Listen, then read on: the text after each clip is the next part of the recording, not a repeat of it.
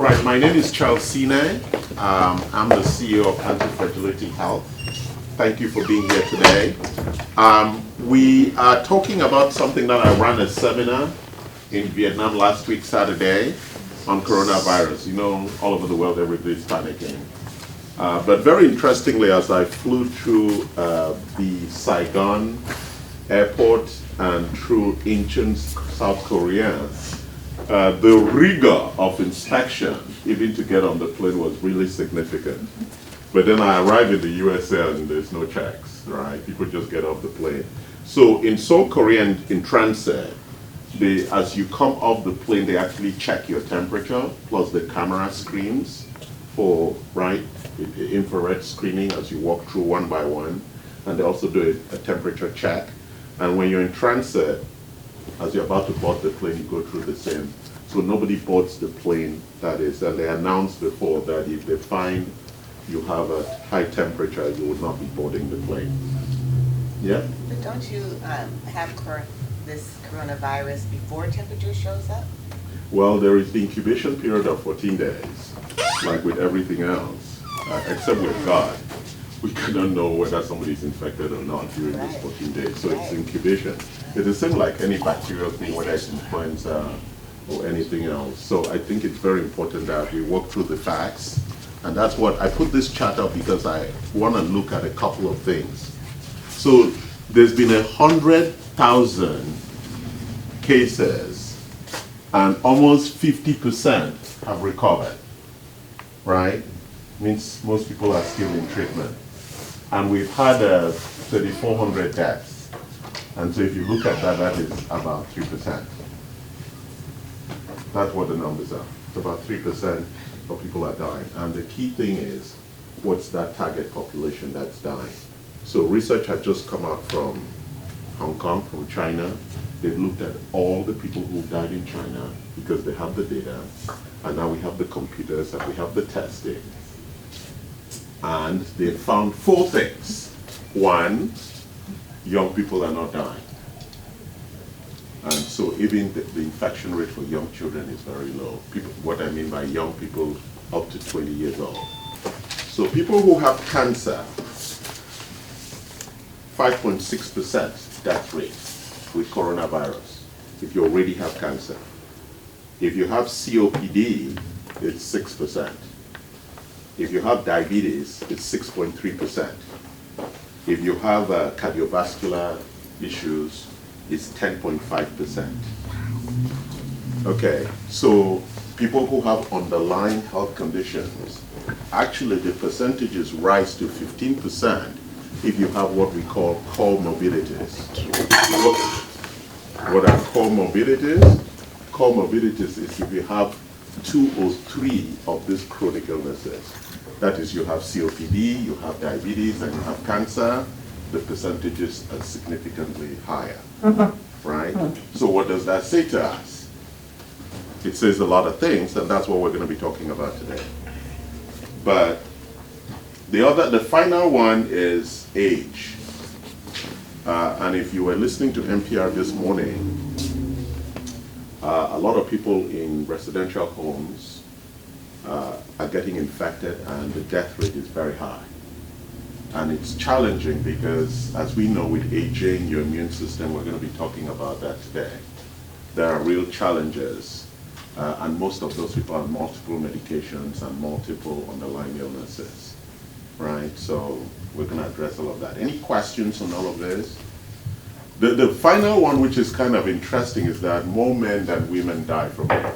So the percentage for men is like 2.8, and for women it's about 1.5.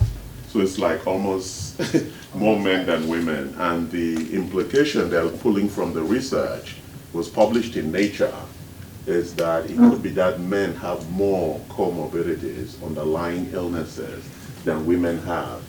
And women tend to report their illnesses more than men do, right? Men never complain about high blood pressure or stress or anything, they just hide it.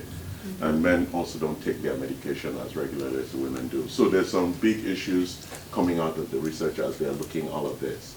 So it's important that we look at the facts and not just panic unnecessarily. So if you have chronic illness, you need to manage the underlying chronic illness, and we're going to talk about the architecture of the immune system and how that works overall. Okay? Any comments, questions? I saw some hands up. Well, yes. Were you quoting the numbers that had just come out of China? Yes, they did an actual research report in Nature. It's Yesterday, published in we Nature. were a little with this. Don't forget the smoking rate in Chinese males is almost 100%, and in women it's significantly less. Just one obvious social Yes, yes. I think they consider the smoking issue also as an implication in terms of the severity of people who actually are sick. Yeah. Well, but people here smoke too. They're smoking those new things. Okay. And in but it's more California, they're limited, also smoking those things that have just been legalized. Right. But interesting, we should look at the data. And when you look at the rate of death in China, in Korea, and the US, and Italy, and the countries that are high, you begin to find out that Korea is actually performing better than most other places. The US rate is not very good. So we have currently an infection rate of, where is the US? 346, and I think 17 deaths. So when you start looking at the death rate compared to the infection, it's actually higher in the US than in a place like South Korea that's gone all out. In Hanoi this morning, last night, they're disinfecting all the streets. All right, so let's start this conversation today around immunity and coronavirus, right? How many people here know what the virus is? What's the difference between viruses and bacteria? Who knows the difference? How many people here did science? So what's a bacteria? Germs? A germ? It's a pathogen, right? There are good ones and there are bad ones. And we live in what they call our microbiome. We live in an ecosystem. I'm carrying, standing here, inside and outside my body, close to about 4 or 5 billion pathogens. Every human being carries that. That's why even after you wash your clothes, it still smells like you, because it still has your bacteria, right? You can tell by people's smell, or they've left the room or their sheets. You leave behind your microbiome, the ecosystem of pathogens that actually travel with us, right? So if you leave a train, and that's the nasty challenge about coronavirus, we don't actually have to be in contact because it attached to surfaces. And so if I left and you touched the surface that I touched, you'll be infected, if I was infected. So I don't have to cough in your face, or do you understand? So it's a heavy molecule, it's a heavily spiked protein that really does the infection. But let's just go back to basics. What's the difference between a virus and a bacteria? So bacteria, as we all know, we love, we live in symbiosis. What's symbiosis? We live in partnership with bacteria. We need bacteria for us to survive, right? It decomposes our stuff so that it turns into earth again so things can grow. But inside of us, it helps with, from our mouth, on our skin, all the way to our anuses, where we excrete stuff. It's all lined with a lot of good and bad bacteria, right? So we're going to talk about that bacterial balance. Viruses are something else. So bacteria are cellular animals, so whatever you call them, they independently have their own architecture. And what would make something be independent as a being, or as to exist independently? Can anybody tell me that? What makes a cell to exist independently? Yes, William. It can survive on its own. How does it do that? What's the critical issue for that? Well, it has to have food. And makes energy and has metabolism, right? So it must have a mitochondria. So the mitochondria and the process of generating energy is critical to survival. Once the mitochondria shuts down, everything sits. And so that's what happens when viruses cannot survive without a cell. They are very small and they need a cell to survive. They need a landing place. And so when you breathe in, or they get into your system, typically in the airways, in terms of droplets, they go straight into the lungs, and that is where they start the architecture of colonizing and taking over the underlying cellular architecture. So that is why if you look at people who already have lung problems, or like you spoke about people who smoke, they already have a compromised lung architecture. So that is further compromised. That's why it starts with a cough, right? And the sneezing. And if there are already compromised mitochondrial architecture in the lungs, then it begins to kill the lung cells because it's like an invasion. And the more lung cells you kill, the less you have capacity in the lung. And that's when you start struggling to breathe. And then the bacterial load takes over because your immune system is overwhelmed. Okay? And so typically they have very adverse respiratory issues that leads into perhaps pneumonia or other things, and they always need a respirator. And typically the fight is then on between your immune system and the virus and the bacterial load. Okay? So today we're going to start this conversation. We're talking about prevention, then we'll talk about measurement, and then we'll talk about reversal, which is the strategies that we use in functional and lifestyle medicine to address the underlying issues of the immune system. Okay, so let's start. What is the purpose of the immune system? Hello, Americans. What's the purpose of the immune system? Victor, you know, tell us. To keep you tip-top shape, to keep your body balanced, to keep it healthy. Correct. Well, there are two words that we use in keeping anything safe. What are those two words? Protect. I was going to say Maintain. offense and defense.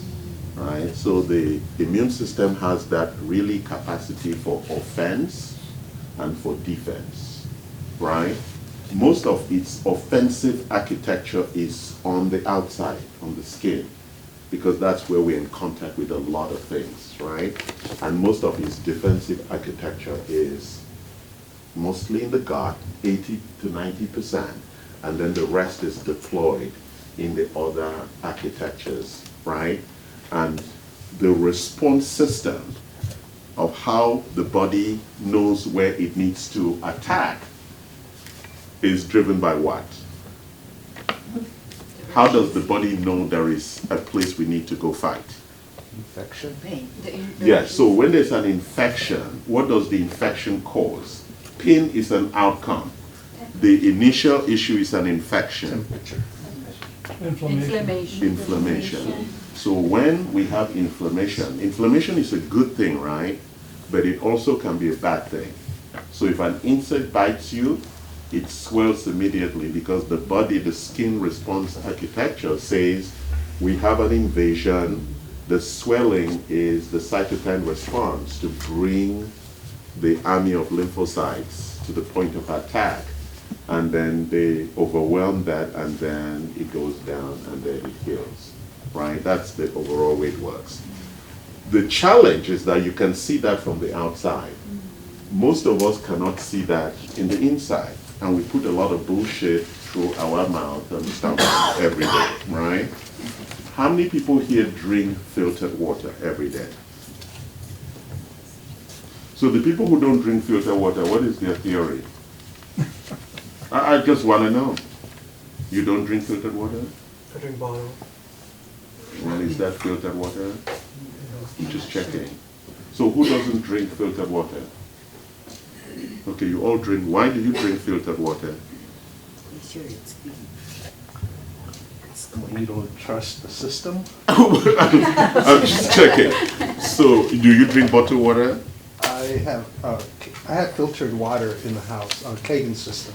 All right, okay, good. All right, so what are you filtering? Tap water is contaminated with a variety of toxins. And, Oh, well, some of it's got bacteria. Metals. and metals. Right. It's very important that we know that there are metals also. and there's bacteria. But let's just go down the metal side a bit so that we explore that.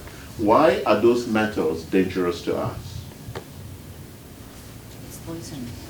Yeah, well, they're heavy metals, and heavy metals change the vibrational architecture of organs that tend to lead into a lot of toxicity and leads to cancer growth, right? Because every organ has its frequency, and when you bring a heavy metal that has a different vibrational frequency, it changes that frequency of the cell, and that cell changes its pathways. I don't want to go into the deep biology of that. That's why we do detoxes, right? And so your filtration system must also filter for heavy metals. So you need to make sure, don't just buy some cheap filter. You need to make sure that the filtration filters out heavy metals. And now let's talk about the pathogens. So why are we filtering out pathogens? Why? We already have pathogens in our body, so why are we filtering it out? So we avoid taking in bad bacteria. No, we already have bad bacteria in our bodies. Why are we filtering the water? To limit the bacteria. and Correct. viruses coming All in. right. We're reducing what we call the microbial load, right? It's like when there are too many illegal immigrants crossing the border, we have to increase the patrol, right? We want to regulate it to a flow so that we can manage. So it's the same thing when we increase the bacterial load, then our immune system is overwhelmed. Why is that a problem if the immune system is overwhelmed? You can't do it. You can't do No, it. hold on. Why do you get sick? Toxin buildup.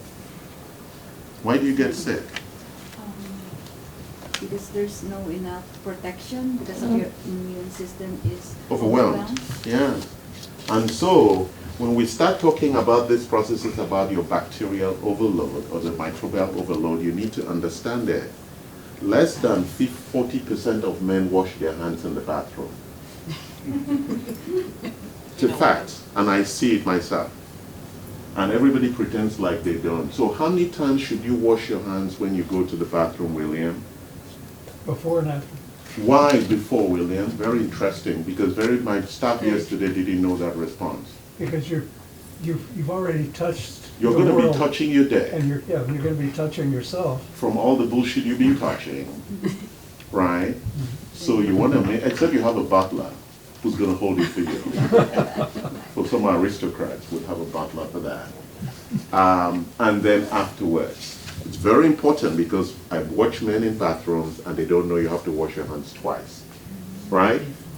How many times should women wash their hands in the bathroom? Once? All the Twice. Why? Because you're going to clean yourself. And if your hands are already not clean, right, that's why we have such a high incidence of UTI. And UTI is part of the issue of bacterial overload. Okay, women, this is a big one for you and for men too. When women pee into the toilet, how should they use the toilet before they pee? Good, one.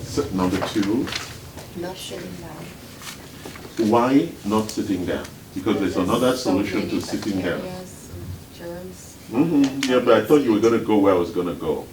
Because when you sit down, the water splashes back up. Yes. There's a lot of bacteria in the toilet. Not just the water, but even the air around the toilet seats. Because that's a place, except you clean your toilets every day or every week and really take out all the bacteria. The flush back, the splash back. And therefore, whether you stoop or you sit, you need to put tissue on the water so the back splash does not bring that bacteria into you. So these are very simple things that people don't practice, and then they overwhelm their bacterial load. Are you okay? All right. You need something? I think it's ice. Some ice for, yeah, ice. All right. So are we getting this? We're just taking this slowly, right? Now let's talk about washing of hands. Because some people think washing of the hand is to just wet your fingers. I see people do it all the time. They just wet their fingers and that's it, right? right? You need to wash your hands for 20 seconds. And you need to use the soap that's there, and you really need to scrub. This is really the biggest challenge. How many times do we touch our face every day with our hands, or every hour? So many. 50 times an hour. Or more, about 50 times an hour. You touch your face. You're not even aware that you're touching your face. And Right. so that's why people have a lot of face issues. So just simple things we're talking about. And a lot of people think, oh, I got that. Most people are not doing it. And so it challenges your bacterial load. Just the simple things that we don't do every day. Okay, so we've not talked about using the bathroom. We've talked about washing your hands. Now let's talk about the real biggest problem to your bacterial load. Where is that? In the gut. No. It's dental hygiene. We have over 450 bacterial types in the mouth. And most of them are very dangerous. That's why you need to wash your mouth about three times a day. And your tongue must be like mine, pink. Your tongue must be pink. If not, there is a bacterial cake that forms on the tongue. Wake up in the morning. That's why most of us have bad breath in the morning. It's not just me. All of us tend to. There's that bacterial cake on the tongue that needs to be cleaned 3 times a day. And we have stuff for that. If not, what happens? You swallow almost every second. And every time you swallow, you increase the bacterial load in the stomach and into the intestines, right? Basic stuff, guys, but they taught us this in Africa in high school, right? This is basic hygiene stuff. That's why the dentist should be your friend, because you need to be flossing and brushing every day, because all the dental gum disease is actually the beginning of chronic illness. That's where it all begins. Heart disease, diabetes, cancer, they all start here. Because most Americans have bad teeth and bad gums. Why? William, tell us. From not flossing. No. The sugar. From sugar. From sugar. Carbohydrates, from sugar. Right? The sugar obsessed culture, and also a culture that really has bad habits, because we live in a culture where people don't want to be told what to do. So even to wash hands, that it's a choice. Wash your hands. Well, I don't want to wash my hands. Brush your teeth. I don't want to brush my teeth. Right? And yet we live in a community, and then we infect everybody else, and then we blame the government. Right? When we're actually then infecting everybody by our dirty habits. How we cook, what we drink, what we breathe, how well we clean our bed sheets, our pillows, and just general hygiene in the house, right? This is really at the core, because if you are not taking care of those habits, those clean things, right, then you develop a very bad habit. Many people don't even do their laundry very well, or they don't care, and you're carrying all that bacteria on your skin. That's why in my culture we don't buy second-hand clothes or second-hand furniture, because you're taking the bacteria from somebody you don't even know. Because anything that I've used has my bacteria on it. So when you go to flea markets, what are you doing? You're buying shit from people who died or who gave it away and you don't know. And you're bringing it to your home and infecting yourself with their bacteria or their microbiome, right? Yeah, but then you can buy anything, because even when you buy it in the store, people try it on. But at and you least don't not as know. much as somebody who used it for 10 years. This is the difference. At least if they've made it in the store, yes, people might have tried it once or twice, but they haven't worn it like this shoes. I've worn it now for like 3 months.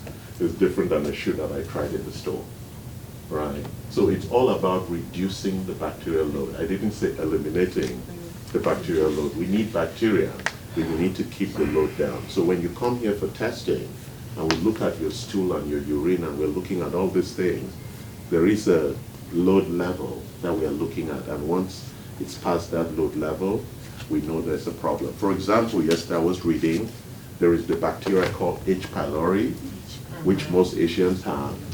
That bacteria cannot be killed with antibiotics. And the way we treat it with probiotics. We force the good bacteria continuously to balance out the bad bacteria. That's the architecture. So from a general hygiene perspective, are we clear about this? Don't touch railings. Don't careful with doorknobs. Right? My mother taught me this a long time ago. Climb the stairs without holding the railings. Are you sick? Right? I see young people. Climb! Why are you holding the railings? Well, you're going to fall off? If it's an old man, I can't understand. Do you know how much infection is on that railings? We don't clean it every day. The railings here going upstairs. Or the elevator buttons, we don't clean it. Now everybody's panicking and cleaning it. We don't. And there's some people who went to the bathroom, pooed. There might be some poo on their fingers, and they touch that button. It's like the peanuts they serve you at the bar. When they tested it, 80% of it had fecal matter. They say cell phones too. You hear that? Yeah, Cell phones. right. Using somebody else's cell phone, right? So these are just general. I know it sounds disgusting, but we're human beings. We do that stuff, Yeah. right? And we think, because it's me, it should be clean. No, it's about really the bacterial load around you that really compromises yourself to the immune system, right? That's what causes the compromisation, right? So when we talk about prevention, I started talking about our first line of defense. So when I look at prevention, I'm looking at 3 levels. I was looking at level 1. We're going to talk now about level 2 and level 3, right? So we're looking at overall prevention. And level 1, we're focusing on the outside, or what I'll call habits, our outside habits.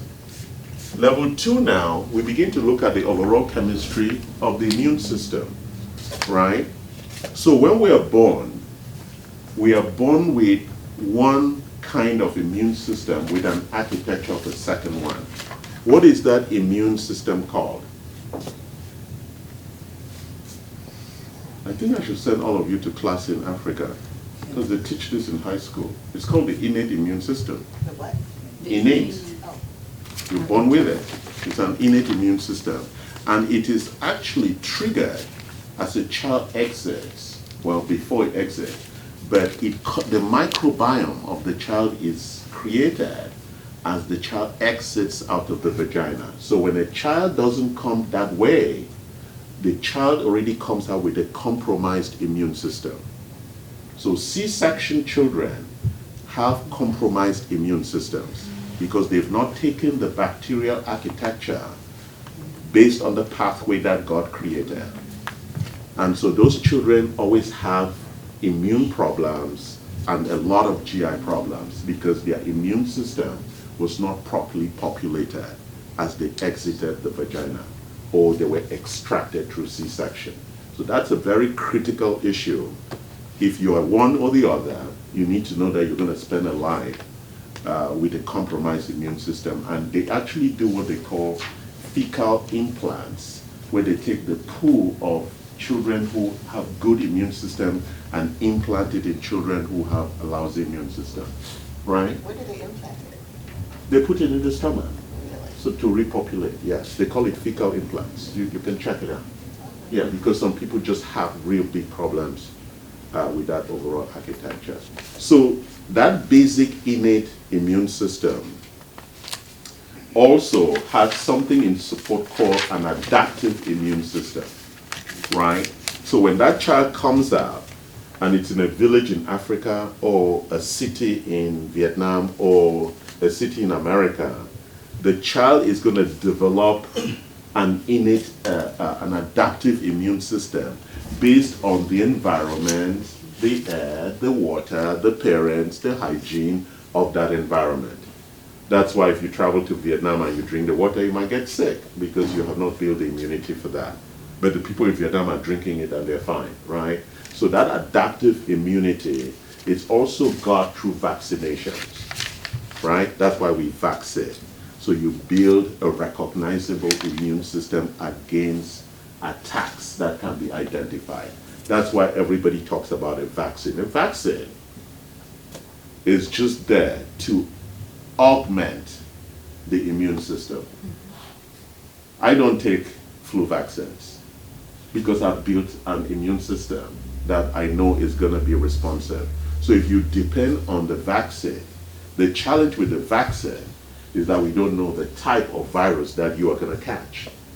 So if you're vaccinated with one type, because all these coronaviruses, SARS was a coronavirus, MERS was a coronavirus, and COVID-19 is also a type, right? A mutation of all those coronaviruses. They're spike proteins that invade our cells and take over the cells and kill.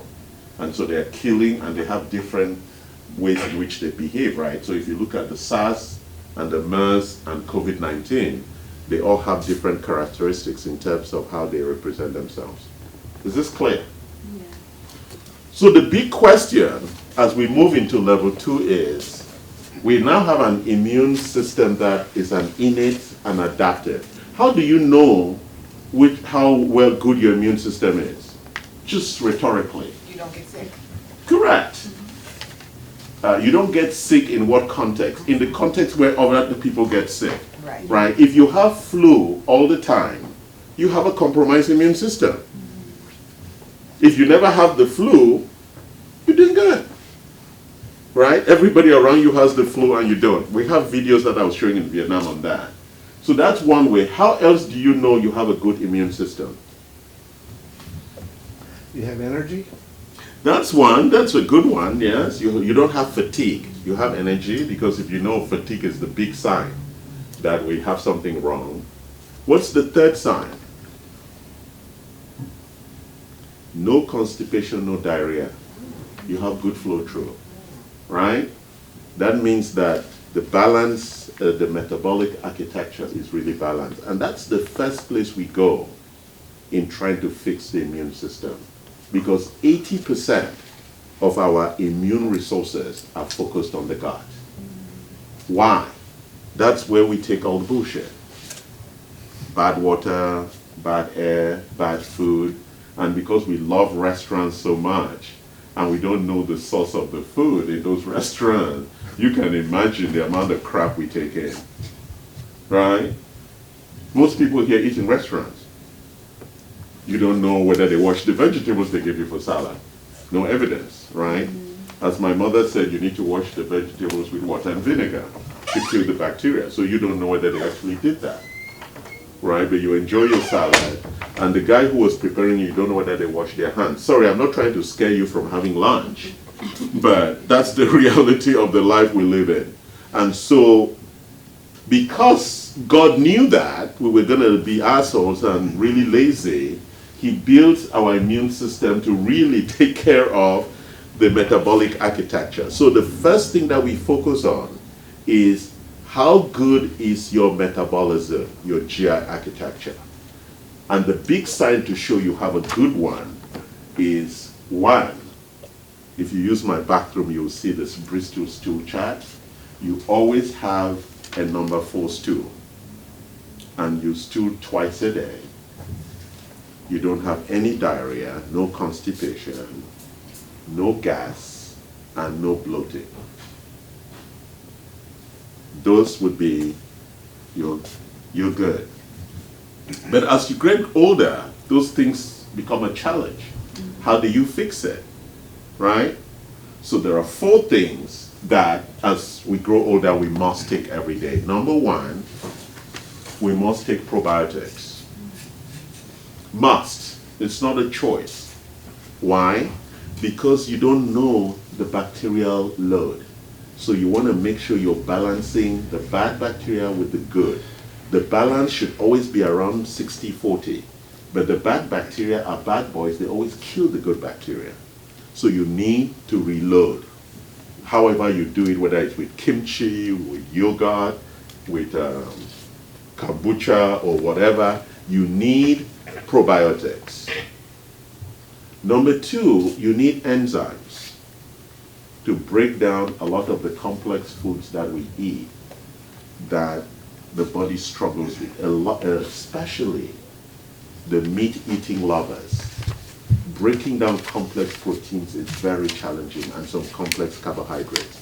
So if you love eating meat and big pieces of it, the body really struggles to break down, right? Number three, you must be taking prebiotics. What are prebiotics? So, what are prebiotics? Fibers Correct. Why should we take fibers? for digestion. Why? What does fiber do for your It breaks digestion? it down. It breaks the food down. No. It helps in your bowel movement. No, yeah, that's the outcome. But why are we taking it? It slows down the digestive process so that the enzymes can break the food down properly and extract the nutrients that are required and allow the poo to then come out properly, right? If not, you're either constipated, which is compacted, or you have diarrhea, right? Where you have running stomach. And almost 80% of Americans have a GI problem. They're either constipated or they have diarrhea. And because it's such a private personal issue, most people don't talk about it.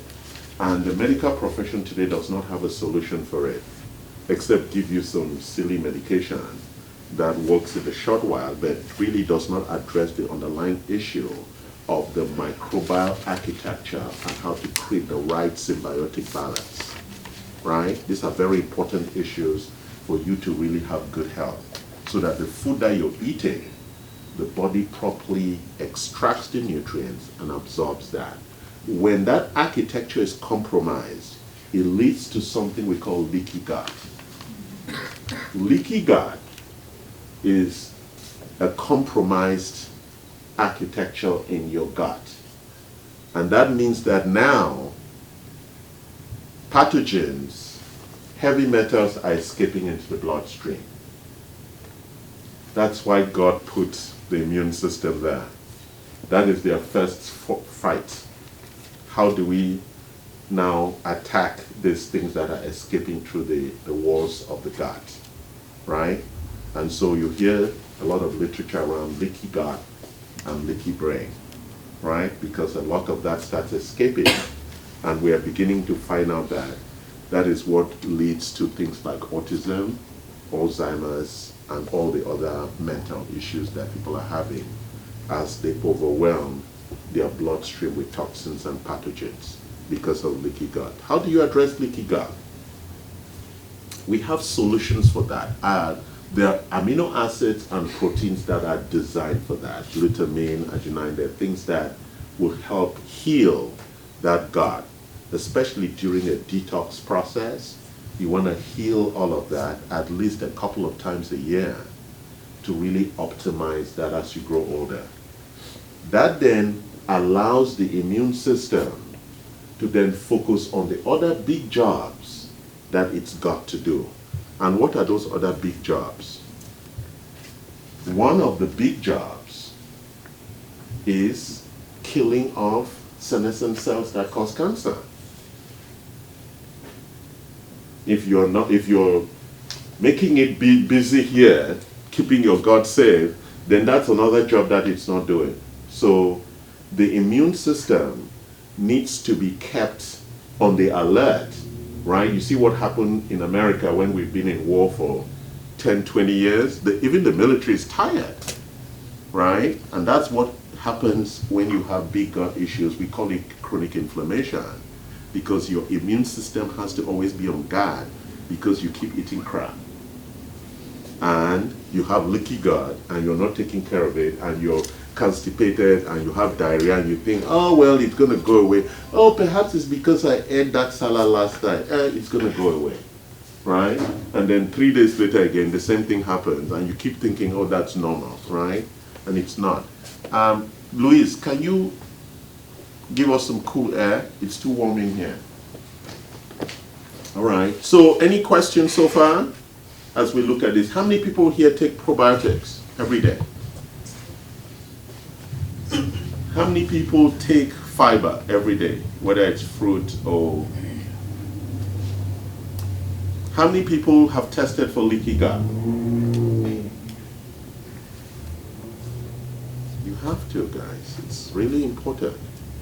You know, everybody is worried about coronavirus, and you're not taking care of the basic architecture. The virus is not going to do anything if you have a powerful immune system. I just arrived from Vietnam. People were like, why are you not wearing a mask? Because I know. I've tested it. I take my supplements. I'm going to be walking you through the things that I take. I know I'm ready. I know my body can fight it. You understand? Even though I have high blood pressure, but I know that I'm fighting it. And it's very important that you really look at that rather than panic, right? So now let's talk about, so that was level 2, taking care of the GI. Level 3, we now move to the immune system. So this is all prevention, right? We spoke here about probiotics, we spoke about enzymes, we spoke about fibers. Very important that you're doing those things. And we also spoke about detox, right? Because you really want to give what the detox is almost like giving your digestive system a rest. They call it a reset, right? You can't just keep using this engine every day. So every 3 months you need to go through a detox where you like, let's just calm this system down, give it a break, and do an annual or quarterly clean, and just clean the system. So we have 7, 10, 14, 28-day detoxes. Very important. You stop eating what you normally eat and go on a rigorous process of cleansing and restoring and re-inoculating the GI architecture. It's very, very important, right? It's like just giving your GI system a rest. Now let's look at the immune system. Let's talk a couple of things about the immune system. So, right, we started here with the habits, and then we move into building the GI, because that's where 80%, because when I spoke here, I spoke about like the outside the skin and the hands and just the habits around, just the general things from the outside. Then we move to the GI, which is really where 80%, because when we clean our GI, don't forget guys, we are now reducing the load on the immune system. That is really the critical issue. The immune system is there, right? The lymphocytes, the architecture for the immune system is there. The reason that we get infection and sick is because the immune system is overloaded, right? It's very important that you get that. You can't fix your immune system if your GI architecture is bad. Because the way God made it to work is that that's where the immune system wants to focus. Do you understand? So once you keep that clean, now the immune system is patrolling and checking for all those other things that happen. So what happens to cells? When cells are created, they do their job, then they have 2 pathways. They go into what we call senescence, and then the mitochondria sequences them for death, for apoptosis. They're killed because they've outlived themselves. Some cells escape this process and becomes cancerous. That's when the immune system attacks them and kills them. It's happening to everybody's body every day, right? But when the immune system is distracted, that cancer architecture, whether we look at the theory of mutation or the theory of metabolism as the source of cancer, those are all post issues after the immune system has failed. So let's focus on the immune system and its job of clearing out people who don't need to be around, right? Once the mitochondria has marked the cell as a cell that is ready for death, then the immune system clears it out and it's excreted out of the body. We harvest the parts of the cells that we need to use. That's what they do in that dying process, and excrete the rest. That's the normal process. But some cells escape that and become cancerous and form the stem cells for cancer, and then you have real big challenges from there, right? Why has that increased and is increasing over the recent years? Because people are not taking care of their GI. And because we all eat outside, the quality that was at home, where my mother prepared food and we all ate from the same food and we washed the vegetables and the fish and the meat, and we knew the quality has gone because we are now all in the restaurant eating food. We don't know how long the fish was made or the meat or whether the guy went to the bathroom and washed his hands. We don't know all that. Or even the glass of water that we're drinking. That's why I don't drink ice in the restaurant, because people put their hands, you know, they tested those ice machines.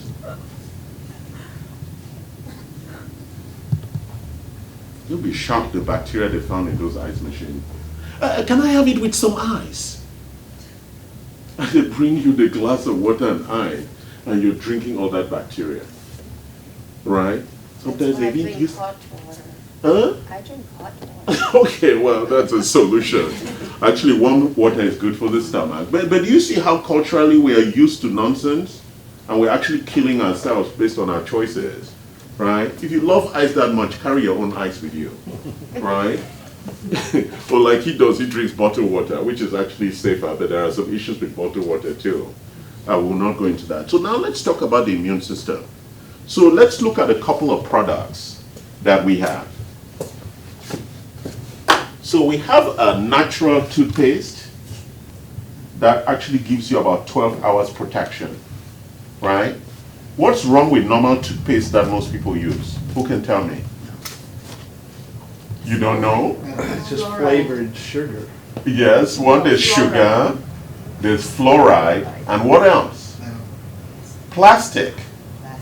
You know the gritty thing in the toothpaste? That's why you go to the ocean is full of it. And you're drinking all that plastic. Because some of it you drink, you can't say spit it all out. Right? So a lot of the toothpaste that you just buy at Costco, because it's cheap, right? You're killing yourself, right? You're using bad toothpaste.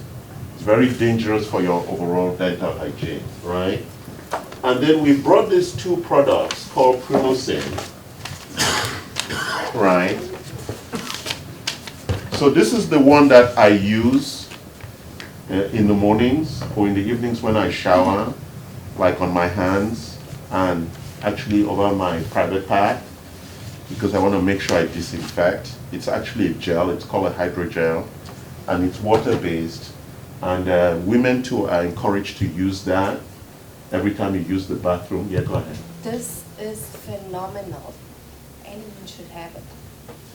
I know she doesn't want to give us the private evidence about it, but she has, for the women in the room, talk to Biade, and Biade will give you It's some. not only for that, it's for psoriasis too. So this is how we use it. Yeah. It's And you know, if you have red eyes, The this itchiness is very goes good for away that. immediately. So you'll talk to her afterwards. If you have itching in your private area and all of that, this is a very good product to have. And we also use it to rinse our mouth during the day if you can't have the ability to go wash your mouth. So it kills almost all the bacteria in the mouth, and it's water, no chemicals in it. It's an amazing product. So that's first line defense. So from a microbial perspective, I take a lot of things. So I was talking about detox. You could do daily detoxes. We have Metalloclear. This actually allows the body to extract the heavy metals, and you will see it coming out in your poo. Your poo will turn green as all the heavy metals are extracted. And we have quite a couple of things here. Can you give everybody the vitamin C? Taste our chewable vitamin C, which you should be taking every day, because it's like, they're gonna bring it. Is this one open? Yeah. All right. So can you chew it Vitamin C is critical because it boosts and supports the immune system. You should be taking that every day.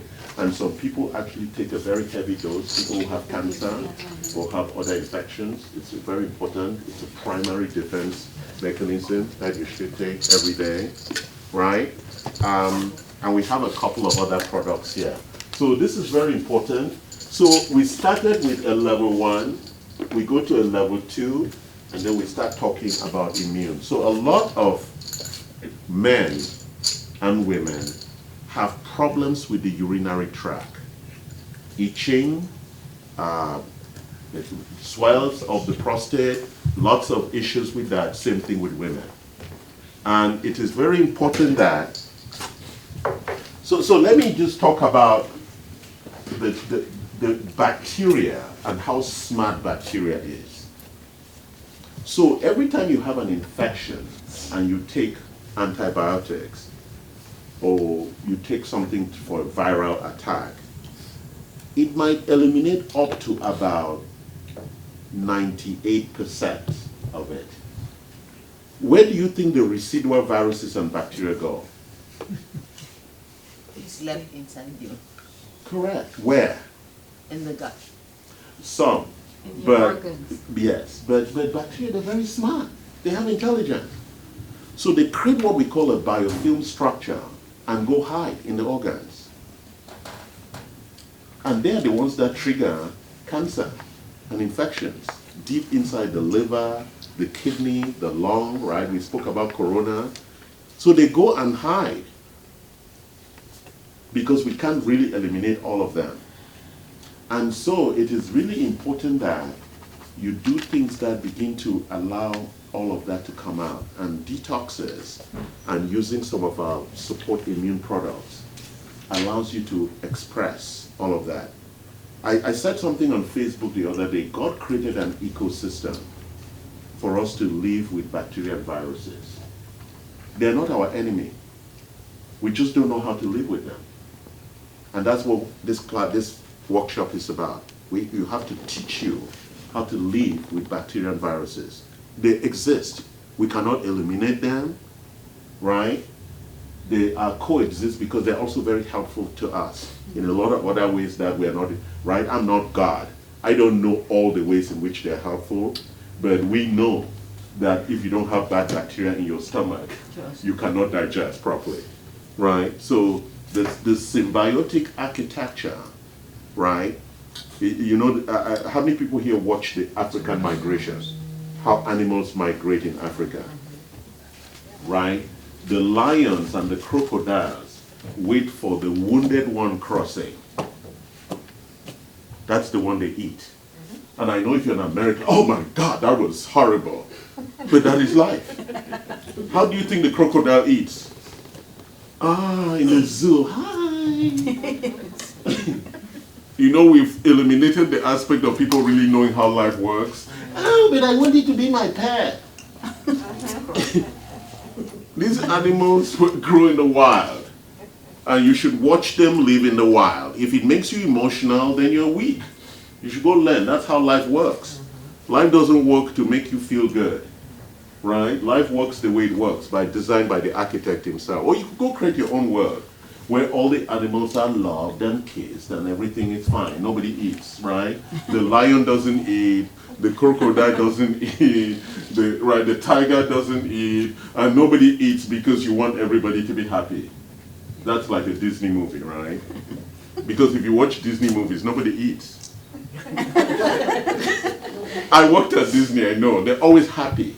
So we've created children in our culture who want everybody to just be happy. Like in a Disney movie, right? Even the lion in the Disney movie does not eat. Right? Didn't you notice that? The lion never had lunch, right? You think lions just live like that, happy all the time with no eating?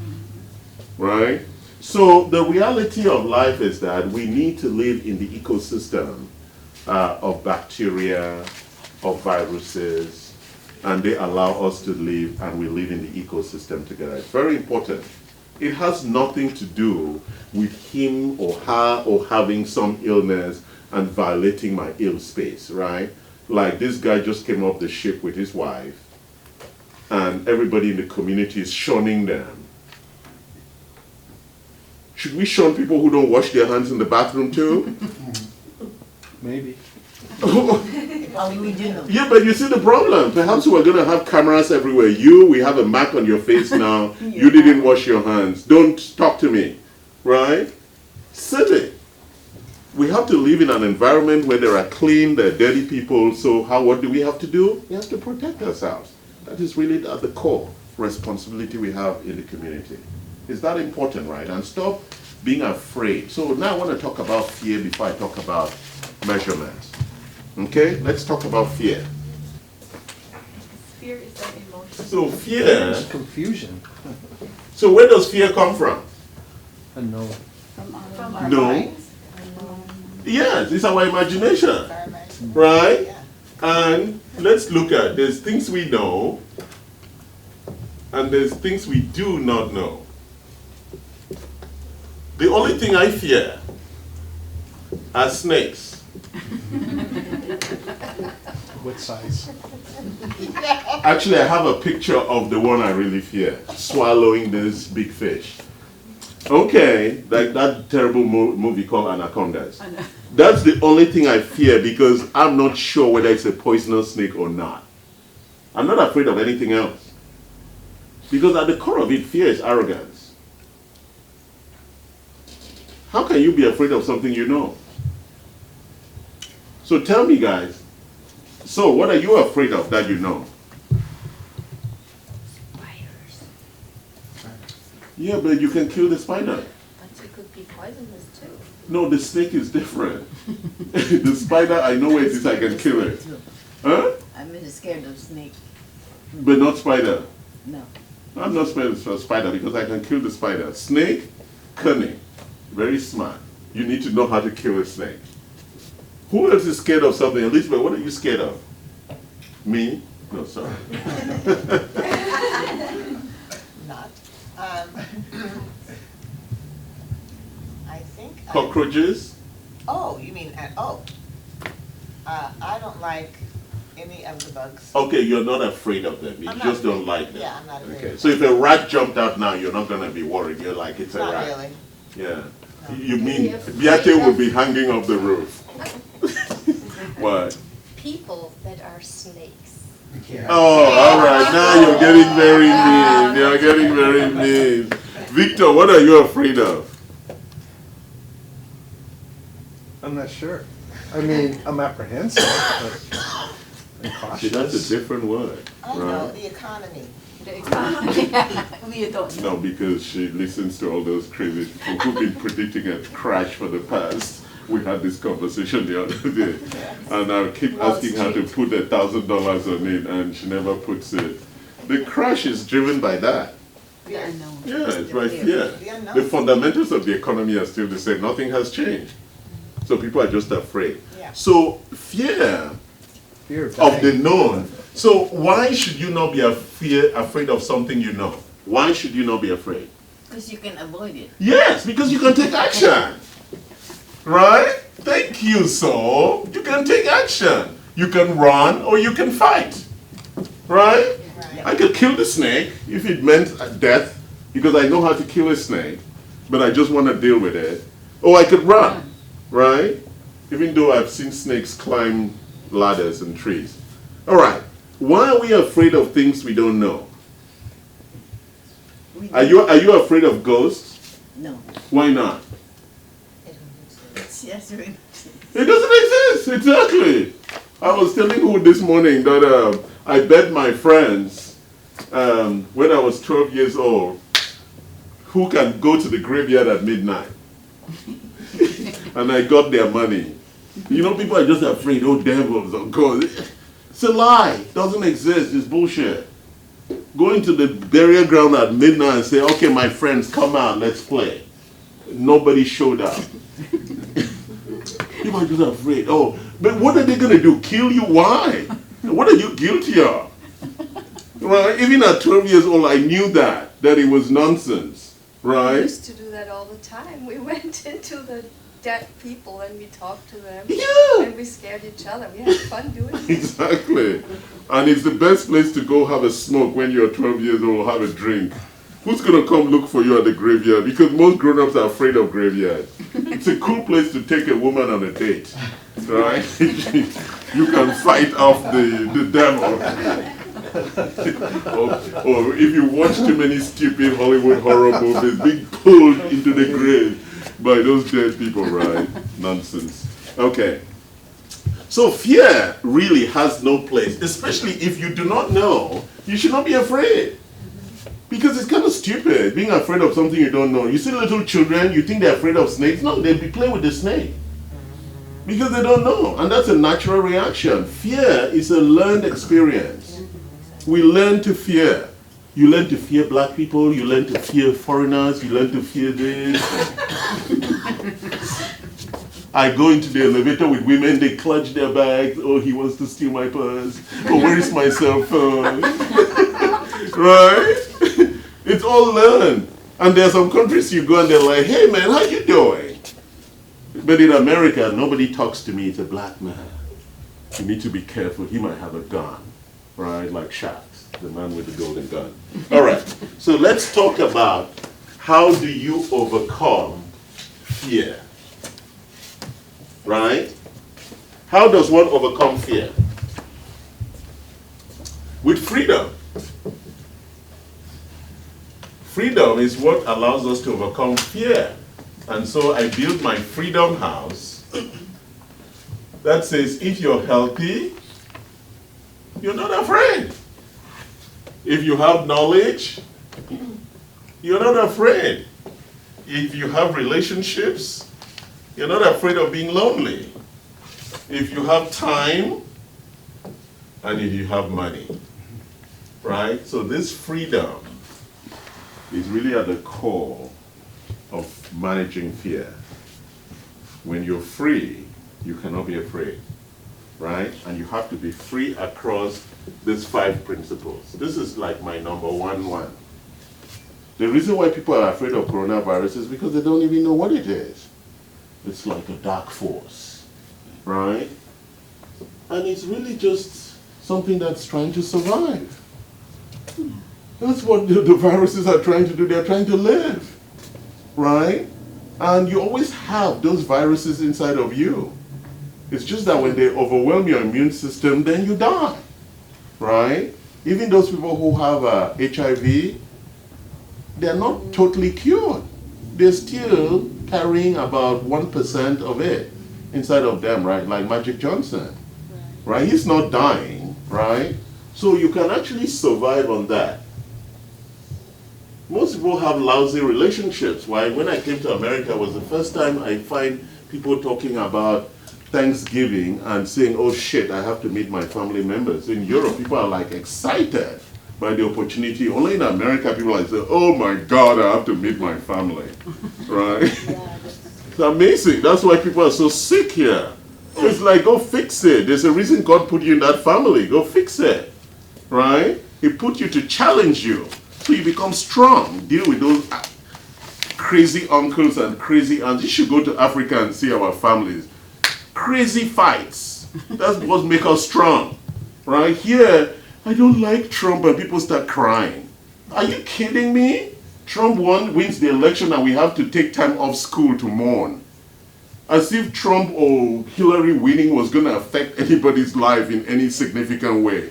A weak emotional culture. That's why people get sick. Weak. What has that person winning or not winning got to do with anything? Nothing. You're still who you are. We just build this emotional thing so we don't have the freedom to be who we need to be. We get so emotionally caught up in a lot of bullshit, right? So it's a mindset, and that mindset drives the health of this architecture. It's very important that you're healthy in all the things that are important for you to be healthy about. So now let's talk about measurement.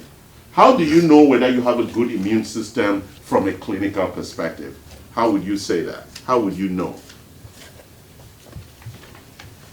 How many people have done a blood test this year?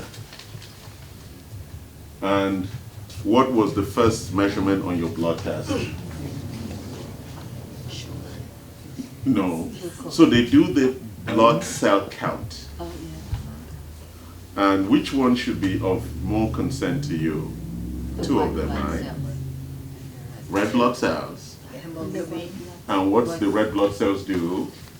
Oxygen. They carry oxygen to the cells. So the red color is important.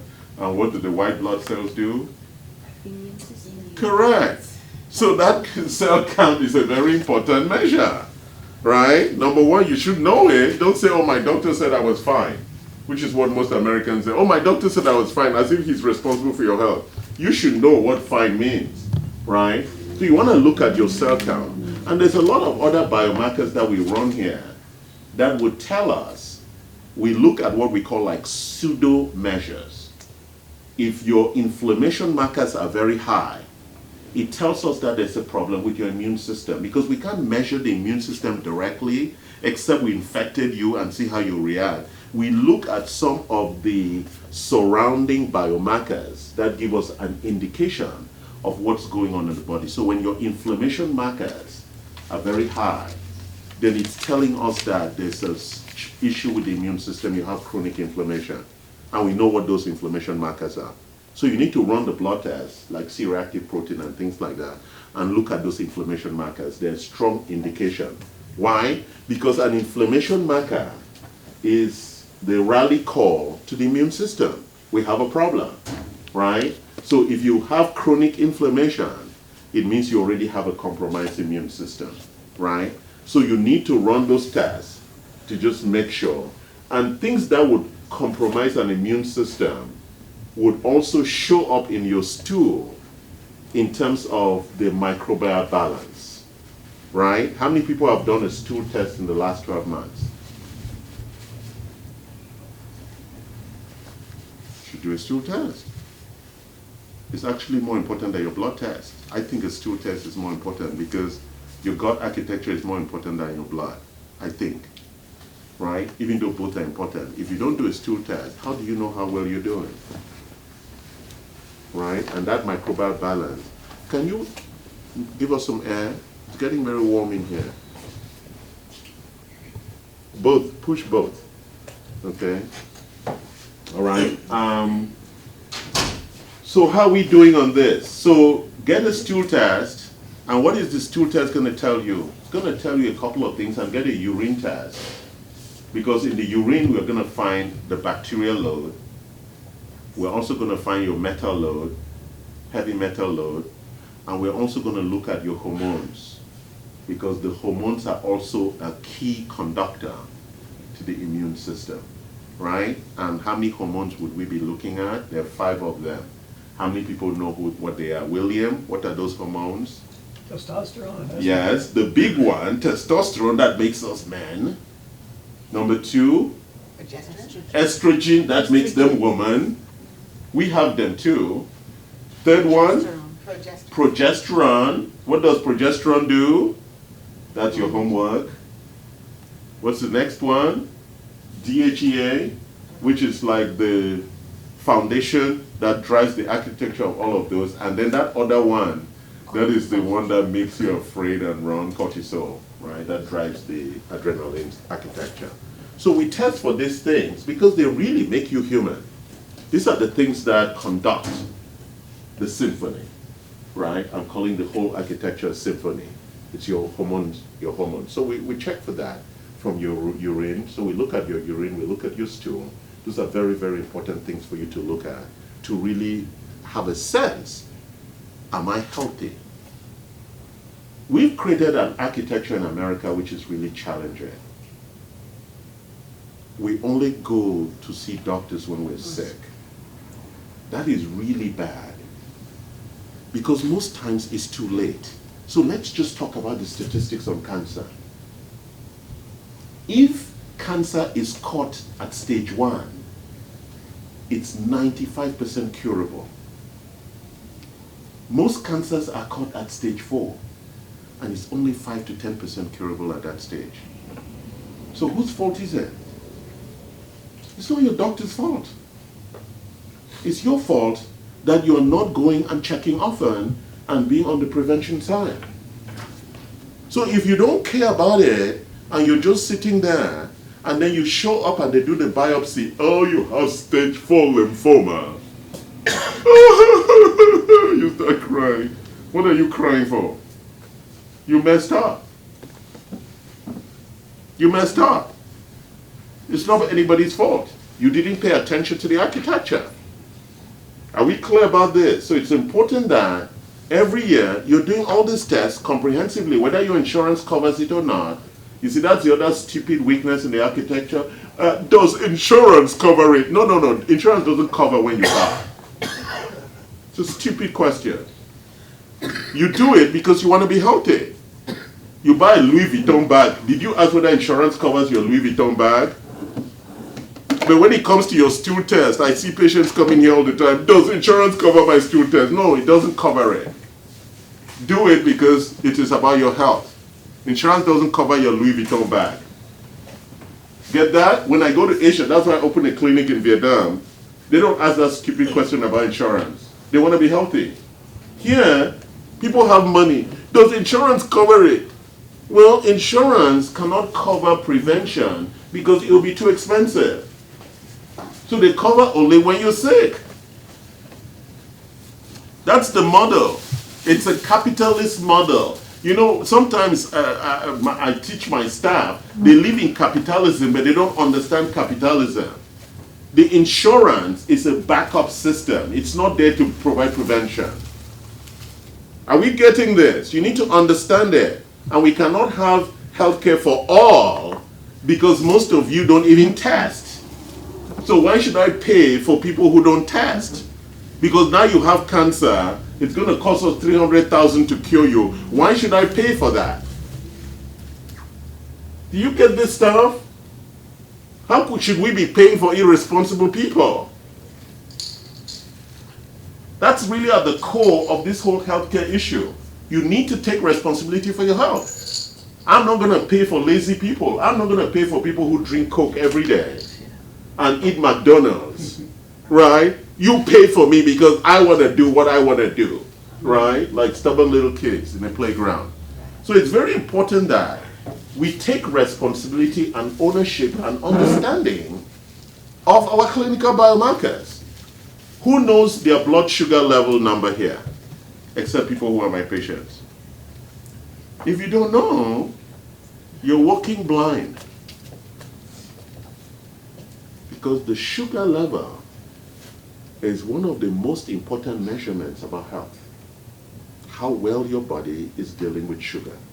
It's really a very important number you should know. Don't tell me my doctor said it was fine. That's really stupid, silly, and lazy. It is your health. You should know what the number is. And if the number is not right, you should find out why not. Google it. We all have phones, right? Google what your HbA1c number is and where you think it should be for your gender and age and weight. And have a sense of what it is, right? All these are important numbers. Now let's talk at reversal. So you're sick, right? What are you going to do? You're going to do these tests. And you're going to find out that, oh, right now you have a cold or you have something. What do I do about it, right? First of all, you should be taking vitamin C. You should be taking vitamin C. No, Sorry? not the Costco.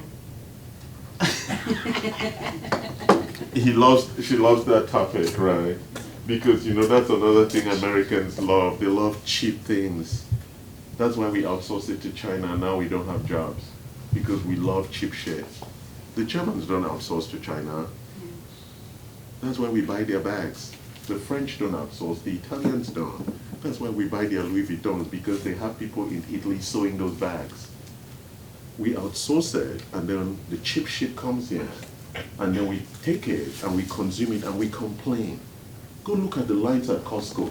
COVID, coronavirus, and everybody is buying toilet tissue and buying this and the panic, oh my God. The world is not going to end. A few people are going to die. Let me show you the numbers that die every year. Let's talk about it. Today, 26,800 people would die of cancer. Today. How many have died from corona so far? Today, 49,000 people would die from cardiovascular disease. Today. Today, 5,000 people would die from diabetes. Mosquitoes take 3,000 lives every day. Mosquitoes. And humans killed on average about 1,300 people every day. And the worst days of the coronavirus in China, only 108 people died. So what is the panic? You have a higher chance of dying in a car accident than dying from corona, statistically. So don't follow everybody and panic and spread panic because it's lazy, casual, and stupid.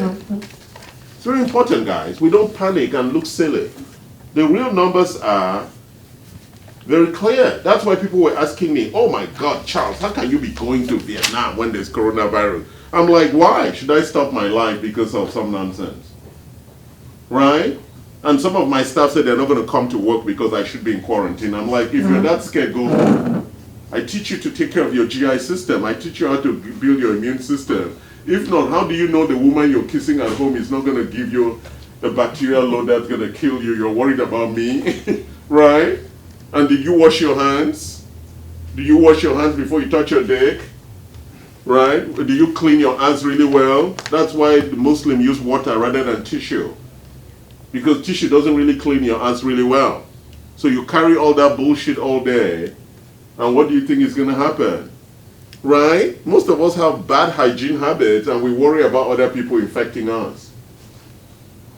The message I want to bring today, very clearly, is that we are ultimately responsible for taking care of our health.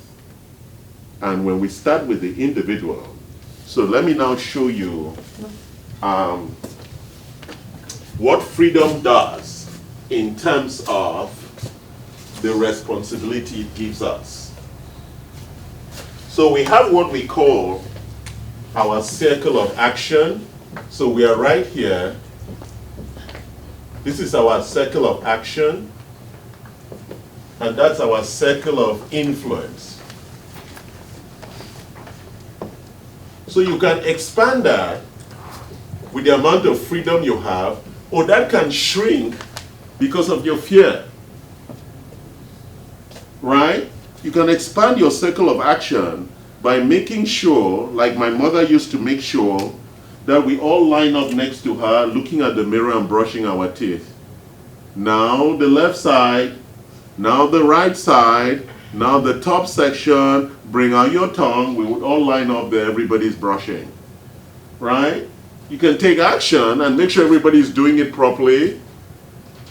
Right? Rather than you worry, are they actually doing it properly? Make them do it properly. Right?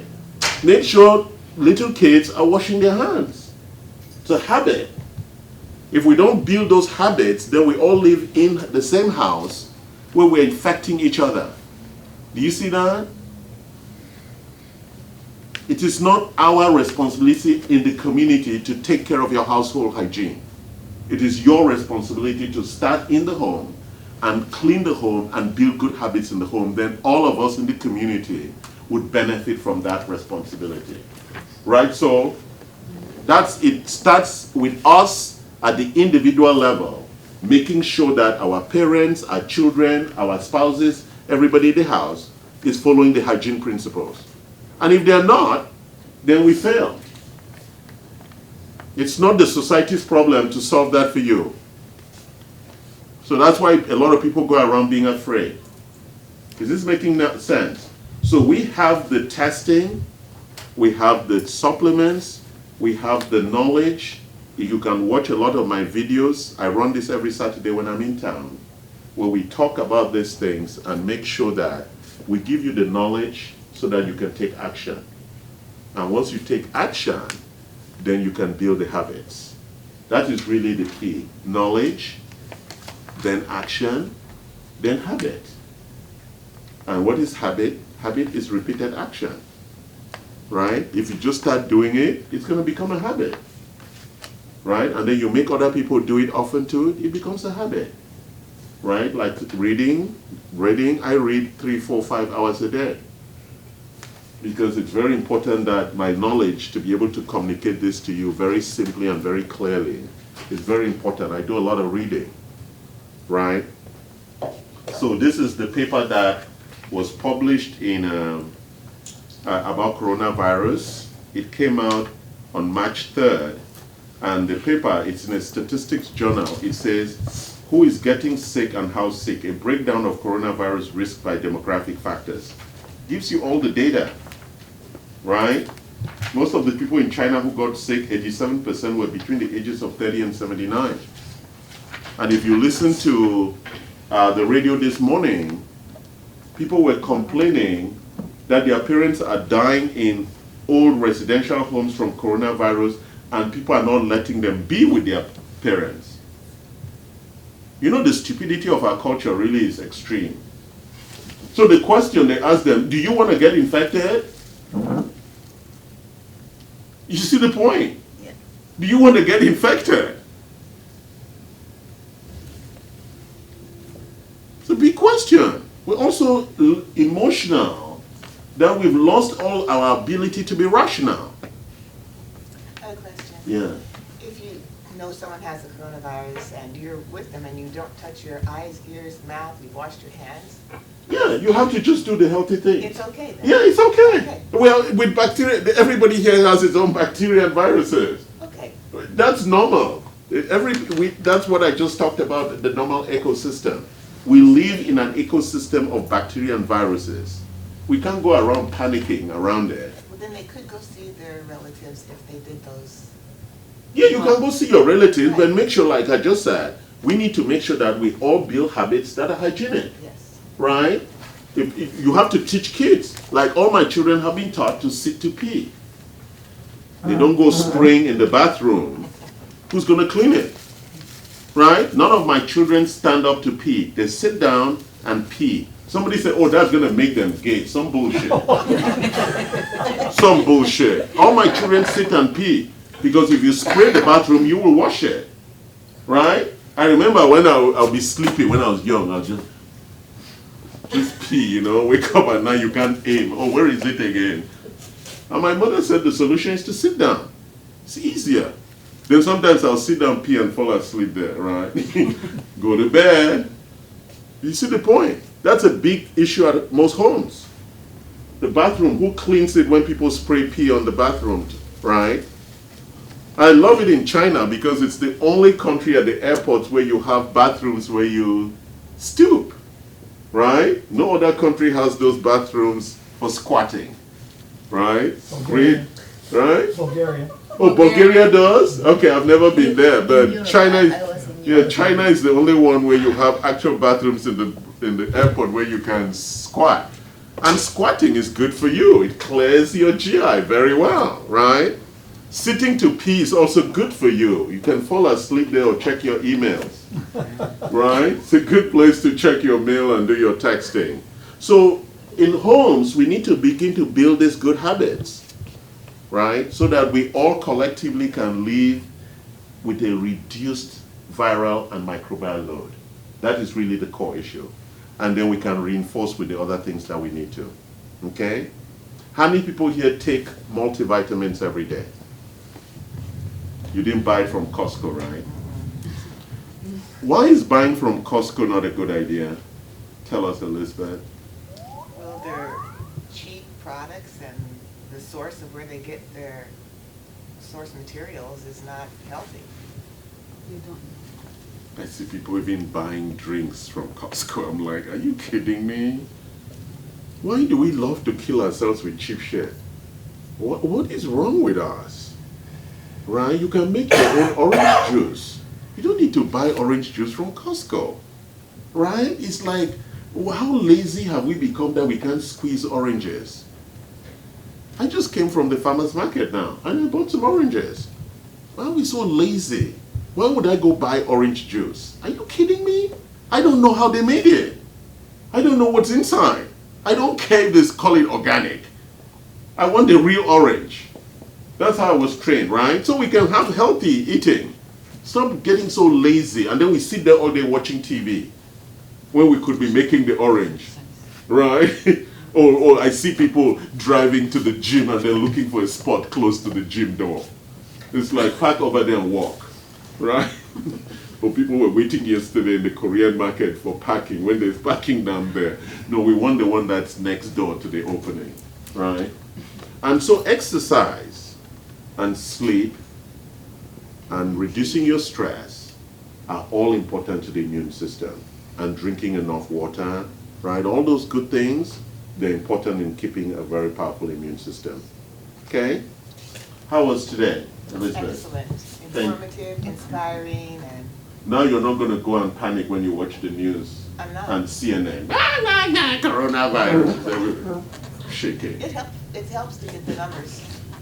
That's a John Hopkins site. Okay. And you can go in and actually click. Let me show you. So let's click on the US site and look at the US numbers. You see that? 8 have recovered, 376, and the 4 deaths. So they haven't, is this fully updated? Because some people just died in Florida, I think. That's what they said this morning.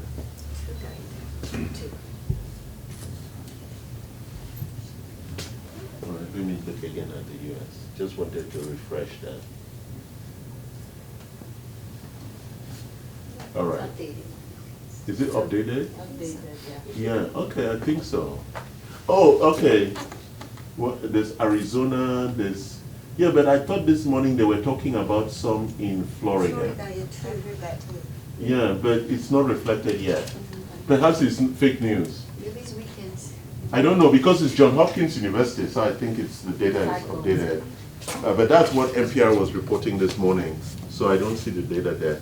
But I mean, that's where you want to look at the data. I think they want to verify it first, whether they actually died. So Johns Hopkins is not just reacting to news, it's actually looking at the medical data and the medical case before it updates, right? So that's why I don't listen to fake news. So how was it? What's your name? Polly, Polly, how was this? good. You're going to be back? No, no fear, no. No, why not? Because now I get more information from you. Okay. Well, And it's your brother or your... Oh, my brother's kids. Oh, really? What's your My name? Brian. Nice to Brian, how was this? meet you. Really informative. Okay. You're really well spoken. Oh, thank you. I appreciate that feedback. And you are new too? What your name is? Ron. Ron, how was this? Oh, that was good. You're going to practice it? Uh-huh. You're going to change Madame, your wife? Yeah. And your name is? Lenny, Lenny. we need to, How was it? it takes away my fear. Yeah. When you have knowledge, you don't have fear anymore. It's really a critical issue. Okay. Yeah, it's just that, because he has underlying conditions, that's why. Correct. And when you have underlying condition, you really need to be careful, Right. okay? The risk is different, right? Right. And so, because men are stubborn, you need to make sure he takes his medication and do the right things, okay? And on top of that, Are you sure? Crack the whip on his ass. Line him up in the morning and let him take it, okay? If not, he's gonna lie that he took it. that's the only Worry. apprehension I have, is because he has underlying. Yeah, but don't be afraid. Once he does the right things and the immune system will be working fine, okay? Knowledge is the most important thing. Victor, my man. Hey, I think I'm sharing some of the feelings that you're sharing. For maybe the last 8 months, I've been taking my meal replacements, my vitamins, and I have a confidence about not getting sick because I see people getting sick around me, and I'm hanging in there. That's it. Yeah. So I have some advanced tablets. Like the minute I feel an itch in my throat, I take my advanced immune products. The BioDisrupt, it's a comprehensive microbial support. And then I take the MyC, which is also microbial support. And this is actually a recommended system for improving your T cell activity.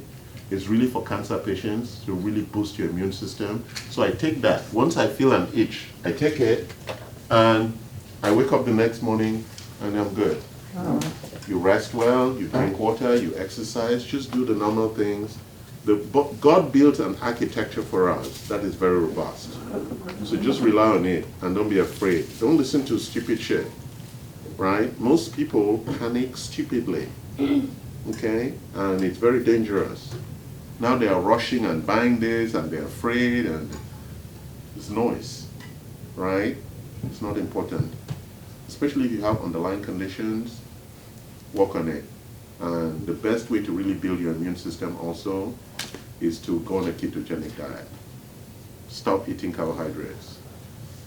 Dinah, how was this? It's very informative, very powerful. Oh, well, thank you.